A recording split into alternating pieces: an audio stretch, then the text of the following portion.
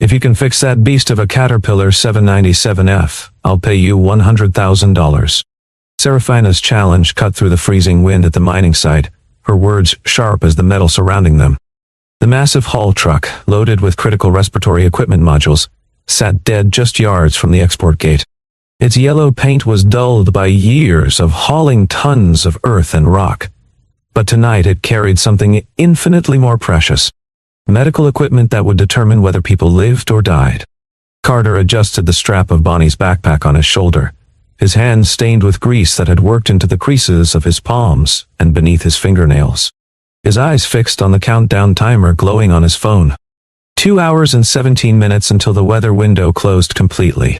2 hours and 17 minutes to move equipment across 43 miles of mining roads that would become impassable once the full force of the blizzard arrived. Clinton laughed from behind them, his voice dripping with contempt.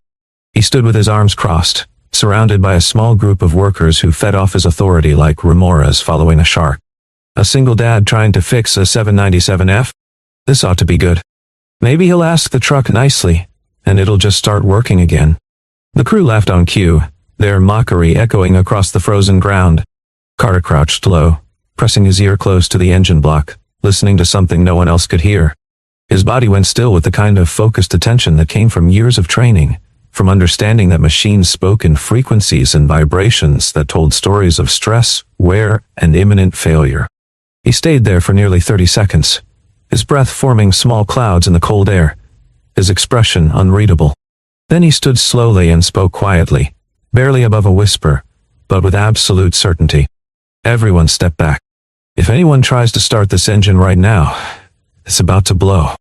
The remote mining operation sprawled across the desolate landscape like a scar on the earth, its internal haul roads connecting directly to the highway now blocked by a blizzard somewhere in the northern pass.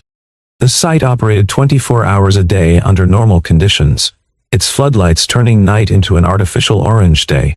But tonight was different. Tonight, most of the equipment sat idle, the usual roar of diesel engines replaced by an eerie quiet, broken only by the wind whistling through the skeletal frameworks of the processing equipment. Tonight was what the logistics team called a golden window. A shipment of emergency medical equipment, ventilators, oxygen modules, and air filtration systems had to reach the regional hospital before the weather lockdown took effect. The hospital's existing equipment was failing. A respiratory virus outbreak had pushed their intensive care capacity beyond breaking. Without these replacements, patients would die. Not in abstractions or statistics, but in real time with families watching helplessly through observation windows. With the main routes impassable, the convoy had no choice but to cut through the mining access road, using the Caterpillar 797F to handle the super heavy load across the treacherous terrain. The 797F was not designed for delicate cargo transport. It was built to move 400 tons of rock and earth through conditions that would destroy lesser machines. Its tires stood 12 feet high. Its engine generated over 3,000 horsepower. It was a beast that existed to dominate geology itself. Carter was a heavy equipment mechanic working on contract, the kind of technician the permanent staff dismissively called a wrench monkey. He showed up with his daughter Bonnie, a 7-year-old girl with asthma, because he had no one to watch her. The school had closed early due to the weather. The babysitter he sometimes used had her own family emergency. So Bonnie came with him, as she often did, a small presence in a world of massive machines and dangerous work. She sat bundled in the cab of his battered pickup truck, wearing her pink winter coat that was starting to get too small for her. She clutched her inhaler in one mittened hand, her eyes wide as she watched the giant machines move in the darkness. Carter had given her a tablet loaded with educational games and her favorite shows, along with strict instructions. Stay in the truck. Keep the doors locked. If she needed him, flash the headlights 3 times. Carter spoke little. He worked with methodical precision that bordered on obsession. He wore the correct gloves for each task, switching between insulated work gloves, chemical-resistant gloves, and cut-resistant gloves depending on what he was handling. He locked out power sources in proper sequence, always following the tug-out procedures even when others skipped steps to save time. He always positioned himself upwind when dealing with fuel or hydraulics, a habit that prevented exposure to toxic vapors. Those who paid attention noticed something else about Carter. He examined stress points and hydraulic lines the way someone might who had witnessed catastrophic failure, who had seen what happened when corners were cut, when maintenance schedules were deferred, when profit margins took priority over safety protocols. His eyes would linger on weld joints, on pressure relief valves, on the wear patterns of cables and hoses. He saw things others missed because he knew what those failures looked like when they killed people. Serafina arrived at the site in a black luxury SUV that looked absurdly out of place among the mud and machinery. The vehicle was spotless, its finish gleaming even under the harsh industrial lighting. She was the chief executive officer of the emergency logistics coordination firm, responsible for getting the medical equipment to its destination. Her reputation was built on ice and precision. She had climbed to her position by being smarter, tougher, and more ruthless than everyone around her. She made decisions in minutes that others agonized over for days. She cut through bureaucracy like a scalpel through tissue. She traveled with her assistant Audrey, a young woman in her late 20s who managed schedules with military efficiency. Audrey carried 2 phones, a tablet, and a laptop. She could pull up supply chain data, contract clauses, and weather reports within seconds. She was Serafina's eyes and ears, the person who made the impossible logistics work. Serafina faced pressure from 3 directions simultaneously, and each direction carried the weight of potential catastrophe. The hospital needed the equipment immediately. Dr. Chen, the head of critical care, had called Serafina personally 3 hours ago. His voice had carried the exhaustion of someone who had watched too many people die. He had 15 patients on failing ventilators. Without replacements, some of them would not survive the night. The government contract included penalty clauses that charged by the minute for delays. For every 60 seconds past the deadline, Serafina's company would lose $15,000. The financial damage would be severe, but the reputational damage would be worse. Government contracts were the backbone of her business model. Failure here would cascade into lost bids, terminated relationships, and competitors smelling blood in the water. And her board of directors was waiting for any misstep to remove her from the position she had fought so hard to secure. 3 of the 7 board members had opposed her appointment. They had wanted someone with a more traditional background, preferably someone who played golf at their club and laughed at their jokes. Serafina had won the position through sheer competence, but her opponents had not forgiven her for it. They watched for mistakes, the way hawks watched for movement in tall grass. Clinton managed the mine's transfer operations, a man in his early 50s who had risen through the ranks by knowing whose boots to lick and whose throats to step on. He treated every interaction as a contest of dominance. He enjoyed making others feel small, particularly those he deemed beneath his station. Contract workers, temporary staff, anyone without a company badge and benefits package. He collected slights and insults like ammunition, storing them up to deploy at maximum humiliation. Hillary oversaw security and compliance, a woman whose entire career was built on transforming problems into someone else's fault. She was brilliant at documentation, at creating paper trails that protected management while exposing workers to liability. She carried herself with the confidence of someone who knew that in any dispute, the person with the better lawyers and the more complete records would win. Always ready to suppress problems by assigning blame elsewhere, she had turned crisis management into an art form. Flynn, the operator assigned to drive the 797F tonight, was a man in his mid-30s with 12 years of experience operating heavy equipment. He was skilled, respected by his peers, and normally unflappable. But tonight he was visibly shaken by the truck's unexpected failure. His hands trembled slightly as he checked and rechecked gauges that refused to make sense. He knew his reputation rode on this delivery. One major screw-up and he would be the operator who lost the medical equipment contract. Finn, a young apprentice mechanic at the site, barely 22 years old, watched Carter work with growing fascination. Finn had gone to technical school, earned his certifications, and thought he understood heavy equipment repair. But watching Carter move around the 797F was like watching a concert pianist compared to someone who had learned from internet videos. Every movement had purpose. Every check followed a logic that Finn was only beginning to understand. George, a state trooper responsible for the internal mining roads, had been called when the safety incident was reported. He was a veteran cop who had seen enough industrial accidents to know that when big equipment failed, people died in ugly ways.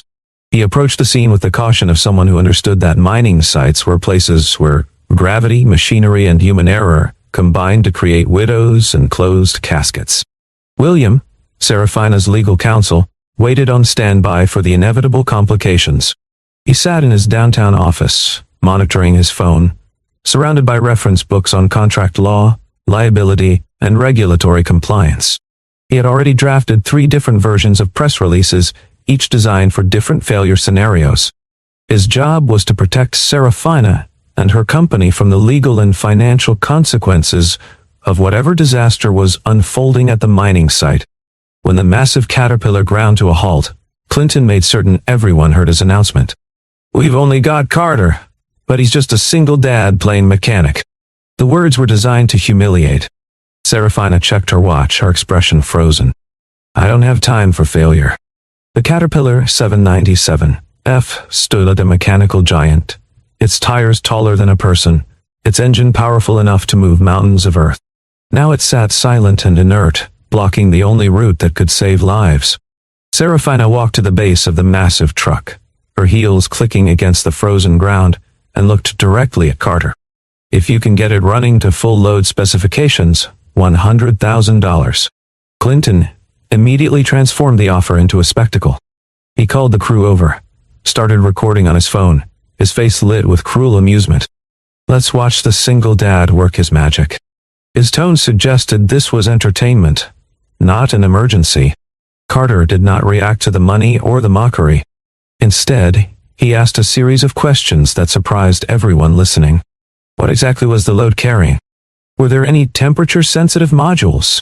When was the last scheduled maintenance for the hydraulic system, electrical system, and air brake lines? Had anyone accessed the electronic control unit compartment today? Serafina felt a flicker of surprise. Carter was not guessing or posturing. He was diagnosing with surgical precision. Carter moved to the side of the truck, his nose picking up a faint acrid smell near the engine housing. He instructed Flynn to disengage the load, chock the wheels, and isolate the power supply in proper sequence. Hillary immediately intervened. "You don't have authorization to open the control compartment. This equipment is under regulatory oversight." Carter's voice remained level. "Then call the fire department and have them stand by. Because this isn't a simple breakdown." Movement from the pickup truck caught Serafina's attention. Bonnie cracked open the door, her small voice calling out, "Daddy." Carter turned, his expression softening for just a moment. He signaled for her to close the door, handed her noise-canceling headphones, and pointed to the safety line painted on the ground. Bonnie retreated, her trust in her father absolute even as fear flickered in her eyes. Serafina watched the exchange. For the first time that night, her facade of control wavered. She saw a father trying to protect his daughter while solving an impossible problem, and she recognized something uncomfortable in that moment. Vulnerability. Responsibility. Love. Carter crouched beside the engine block again, listening with the focus of someone reading a language written in vibrations and heat. When he stood, his voice cut through the murmurs of the gathering crowd. "Everyone needs to step back. If we try to start the engine right now, this thing could explode." The words hung in the frozen air like a death sentence. Clinton's face darkened with rage. He pushed past several workers and confronted Carter directly. "You're stalling because you can't do the job. Flynn, start the engine. That's an order. Don't listen to some outside contractor." Flynn hesitated, his hands hovering over the controls. The pressure of the timeline, the weight of Clinton's authority, and the uncertainty of the situation collided. He made the wrong choice. His hand reached for the ignition. The electrical system made a sharp crackling sound, followed by a brief flash of sparks near a bundle of wiring and hydraulic hoses. A thin stream of smoke began rising from a junction point. A high-pressure line shuddered with abnormal vibration. Bonnie screamed from inside the truck. Audrey gasped. Even Serafina took an involuntary step backward. Carter moved with startling speed. He yanked the main circuit breaker, cutting power to the entire system. He grabbed a specialized fire suppression canister and deployed foam directly at the heat source, his movements efficient and practiced. His voice cut through the chaos with commands that had the precision of trained emergency response. "Lock down the load. Chock all wheels. Shut down auxiliary systems." Everyone watching understood in that instant. Carter was not just a mechanic. He operated with the discipline of someone who had worked in high-risk environments where hesitation meant death. The immediate danger passed. Smoke dissipated. The heat signature cooled. Serafina's voice, when she spoke, carried new authority. From this point forward, everyone follows Carter's instructions. Clinton opened his mouth to object, but Serafina's glare silenced him. Carter returned to the engine compartment with Finn's assistance, carefully examining components. He found the first clue almost immediately. A sensor wire had been cut with precision, the edge too clean to be accidental damage or wear. Then he noticed a bolt in the electronic control unit housing. The thread pattern was wrong, suggesting someone had opened the compartment and reassembled it hastily with whatever hardware they had available. Carter straightened and met Serafina's eyes. Someone deliberately sabotaged this truck. The question you need to answer is whether you want to save the shipment or cover up a scandal. Hillary moved quickly, pulling out a tablet and beginning to type. I'm filing an incident report. Unauthorized contractor intervention caused a safety event. She started photographing Carter's oil-stained hands near the control compartment, building a visual narrative of fault. Serafina felt the pull of institutional power. Audrey leaned close and whispered the calculation. If the incident could be blamed on an outside contractor's unauthorized actions, Serafina's company would avoid liability for maintenance failures. But if Serafina defended Carter, she would have to confront her own leadership team, her board, and possibly the media. Carter cut through the political maneuvering with brutal simplicity. I can fix this. But you need to lock down this site and preserve all camera footage right now. If you don't, by tomorrow morning, I'll be in jail for something I didn't do. Serafina looked at Bonnie, still huddled in the pickup truck, her small hands pressed against the window. The child was terrified. The father was standing between his daughter and a machine that could kill them all, and he was asking for nothing except fairness. Justice balanced on the shoulders of a single dad, while corporate power decided whether to crush him. Carter began outlining his approach. He was not going to perform a quick patch job. He would work on two levels simultaneously. First, make the truck safe enough to operate under load within the time window. Second, preserve evidence of the tampering to identify whoever was responsible. Finn watched in amazement as Carter called out specifications from memory and predicted component locations without consulting manuals. This was not the skill set of a basic mechanic. This was engineering knowledge. Carter pulled another piece of evidence from beneath the chassis frame. Boy. A small tracking device. Commercial grade. The kind used for asset monitoring. He held it up for everyone to see. If this stays attached, whoever planted it will know our position at every turn. Serafina's assistant Audrey Cross referenced the device serial number against procurement records. The tracking unit had been ordered as part of an internal security upgrade, a purchase order signed by Hillary. Carter faced the gathering crowd and made his position clear. I don't need the $100,000. The statement landed like a bomb. Everyone had assumed Carter would do anything for that kind of money. Clinton actually laughed, certain this was some kind of negotiating tactic. If the truck makes it on time, Carter continued, transfer the full amount to a pediatric respiratory equipment fund, specifically to support hospital ventilator programs for children, and do it without using my name for publicity.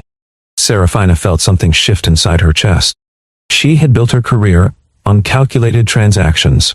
No one had ever forced her to choose human decency over corporate advantage in real time, with witnesses and consequences. She nodded slowly. I give you my word, in front of everyone here. Bonnie's voice carried from the truck, small but clear. Please don't challenge my daddy anymore. Serafina walked to the pickup and crouched beside the window. I'm sorry, sweetheart. Carter returned to the 797F and addressed Flynn directly. Now we do this by the book. Every single step, one mistake, and we all die. The engine turned over with a deep rumble that vibrated through the frozen ground. The Caterpillar 797F lived again. But Carter's trained ear caught an irregularity in the harmonic resonance. The problem was not completely resolved. He insisted on a controlled test run within the mining yard, checking brake response, hydraulic pressure, and load distribution. The first application of brakes revealed the secondary issue. The truck's stopping distance was longer than specification. Carter's diagnosis was immediate.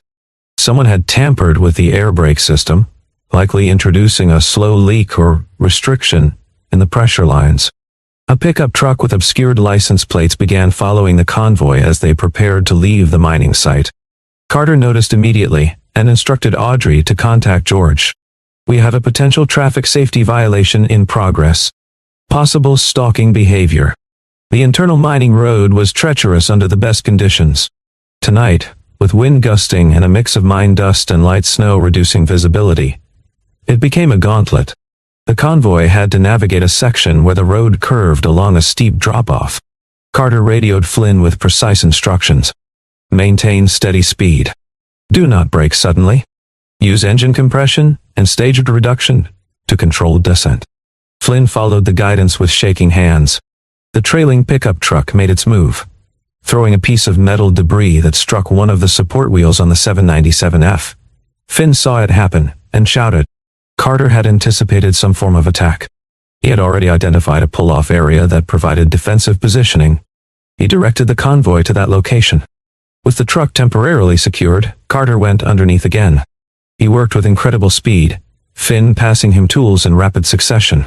Serafina stood in the wind, holding Bonnie's hand, shielding the child from the worst of the cold. It was not something a chief executive officer typically did. But nothing about this night was typical.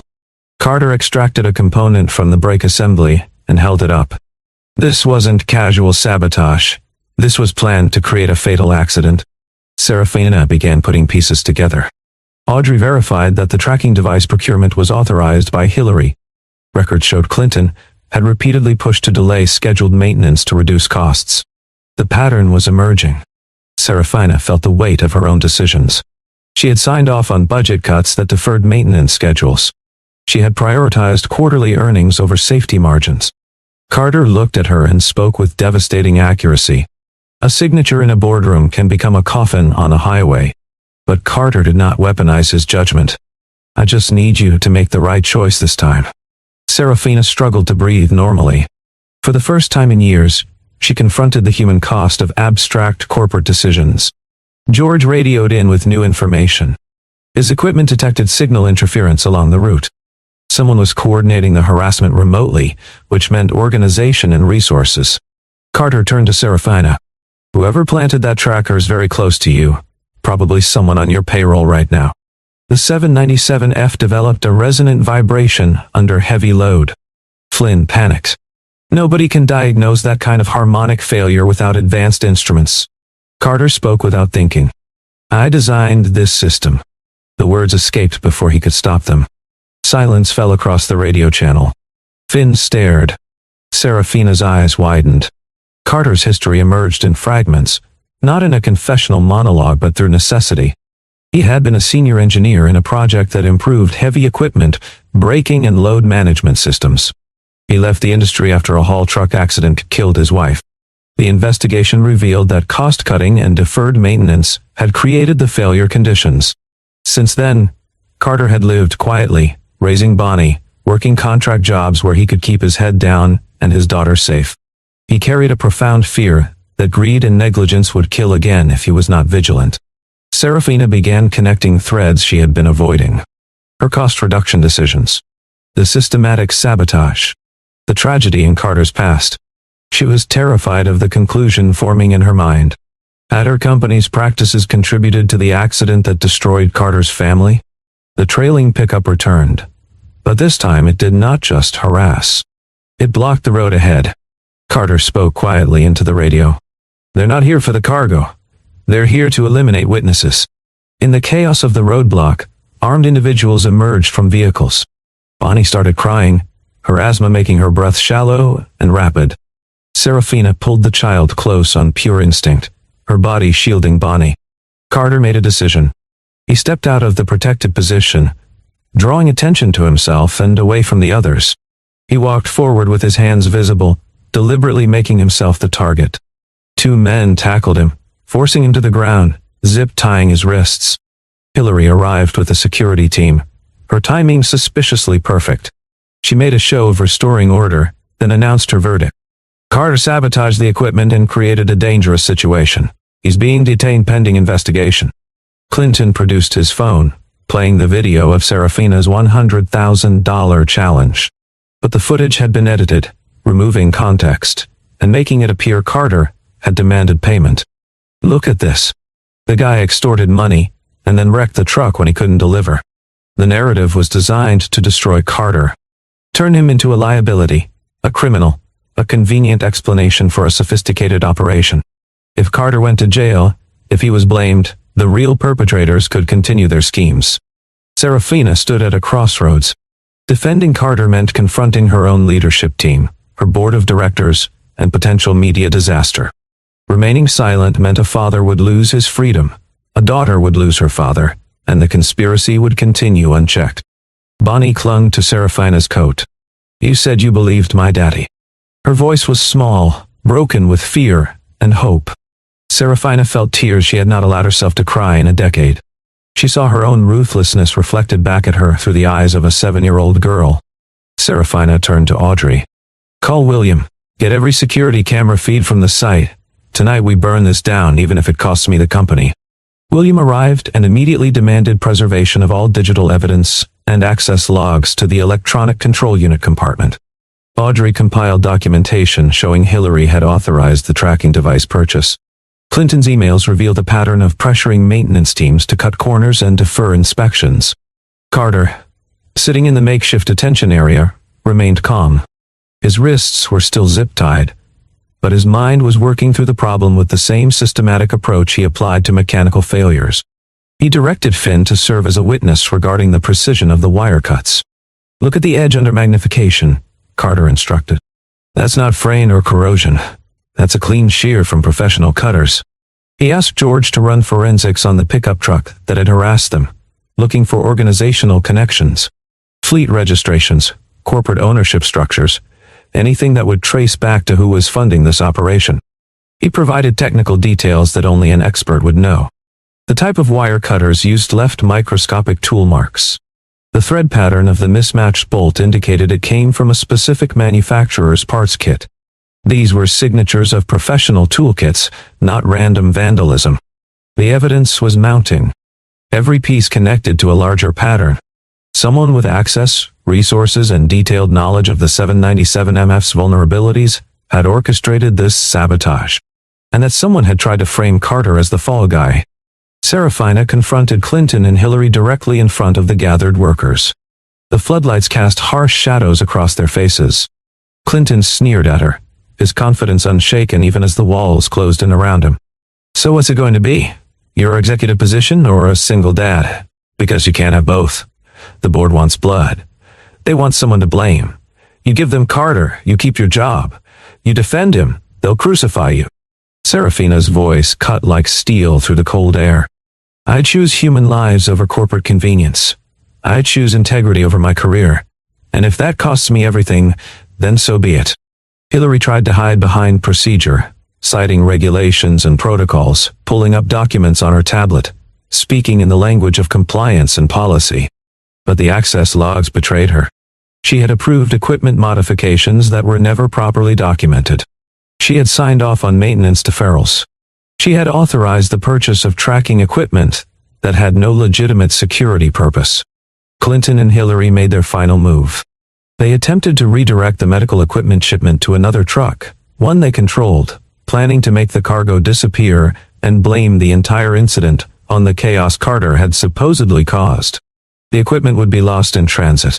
The hospital would receive nothing.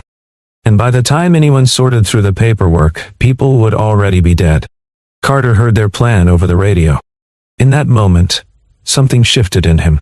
He had spent years keeping his head down, avoiding confrontation, protecting Bonnie by staying invisible. But staying invisible meant letting evil operate unchecked. His wife had died because people like Clinton and Hillary put profits before safety. He would not let it happen again. He broke free from Finn's loose supervision, the young apprentice deliberately turning his back at the right moment. Carter sprinted to the loading area, his boots pounding against the frozen ground. Using proper lockout procedures he had memorized from years of safety training, procedures he could execute in the dark or under pressure, he secured the valves and load locks with a combination sequence that only he knew. The cargo was now physically impossible to transfer without his codes. George arrested Clinton and Hillary on charges pending investigation. Clinton tried to run. Finn, the young apprentice who had watched Carter's integrity all night, blocked his path. The Caterpillar 797F, with Flynn at the controls and Carter riding alongside, delivered the medical equipment to the regional hospital with minutes to spare before the weather lockdown. Flynn wept with relief, finally free of the fear that he would be blamed for a disaster he did not cause. Serafina watched the massive truck roll away into the dawnlight. She looked at Carter. "You didn't just fix a machine. You saved lives." Carter had one more question. "Are you willing to publicly acknowledge your company's failures?" Serafina met his eyes. "Yes, because I owe you that, and I owe Bonnie that." Serafina held a press conference the following afternoon. She stood at a podium facing cameras and reporters. She admitted the maintenance deferrals without hiding behind corporate speak. She acknowledged the oversight failures that had allowed sabotage to occur. She committed to structural reforms, putting safety protocols ahead of profit margins. She announced immediate safety audits for all equipment, established an independent safety committee with veto power, and created a whistleblower protection program.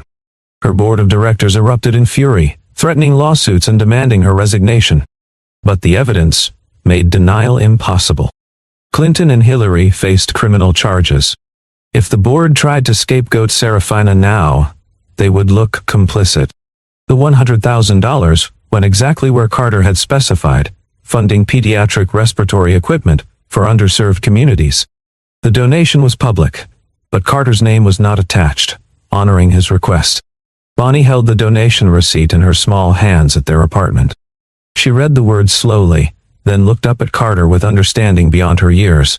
"My daddy fixed a giant truck so little kids could breathe." Carter knelt and hugged her, his voice thick with emotion. "That's right, sweetheart. That's exactly right." Carter was cleared of all accusations. He was offered a position as technical safety consultant with authority to enforce worker protection protocols. He accepted with one contract condition: protect the people who do the work. Don't turn them into scapegoats when something goes wrong. Serafina knelt to Bonnie's eye level in the hospital parking lot 3 days later. The morning sun turned snow into diamonds. "Thank you for reminding me to keep my promises, Bonnie." No, not very. The little girl looked at her seriously. "My daddy says promises are important, especially when they're hard." Serafina's eyes stung with tears. "Your daddy is right, and he's a good man." Bonnie smiled. "I know." Carter watched, seeing not just a CEO, but a person who had chosen to grow and pay the cost of doing right. He extended his hand. "Thank you for believing me when no one else did." She shook it firmly. "Thank you for being worth believing in." The morning after the storm broke clear and cold. The blizzard had passed through, leaving the world transformed. Everything was white and clean, the ugliness of the mining site temporarily hidden under pristine snow. Carter walked out of the hospital administration building with Bonnie's hand in his, having just finished signing the consulting contract. Serafina walked beside them without fanfare or cameras, just 3 people moving through a winter morning. In the distance, the Caterpillar 797F sat in the mining yard, its yellow bulk standing against the white landscape. It had been properly repaired, its systems restored, its sabotaged components replaced. It sat silent, a beast that had been tamed not by force or dominance, but by integrity and expertise, and a refusal to accept negligence as inevitable. Bonnie looked up at her father. "Daddy, are you going to fix more big trucks?" Carter smiled, squeezing her mittened hand gently. "I'm going to make sure they don't break in the first place, sweetheart. And I'm going to make sure the people who work on them are safe." She nodded, satisfied with this answer. "Good." A small family moved forward into the light, their breath forming clouds in the cold air, their footsteps crunching in the fresh snow. And for the first time in a long time, the single dad was not dismissed or diminished or reduced to a stereotype. He was respected. He was seen. He was valued for who he was and what he could do. He was enough. He had always been enough. Now the world knew it too.